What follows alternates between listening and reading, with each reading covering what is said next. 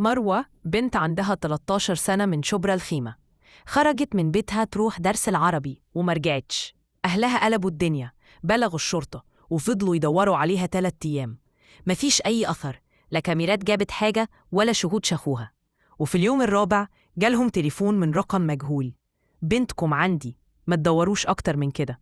المفاجأة، اللي خطفها كان شاب ساكن في نفس الشارع، كانت كل يوم بتعدي عليه تشتري منه عيش، بس المرة دي بدل ما تشتري وتمشي دخلت ومرجعتش.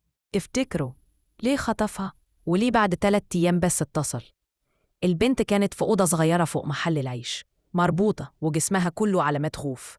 3 أيام من غير أكل كفاية، من غير نور، من غير أمان. واللي كسر قلوب الكل إنها لما شافت أمها أول مرة ما قدرتش تتكلم، كانت بتعيط بس وبتبص على الأرض. المجرم اتقبض عليه بس ساب وراه جرح نفسي عمقه هيتلم. ومروة من يومها ما بقتش تطلع لوحدها حتى لحد باب البيت.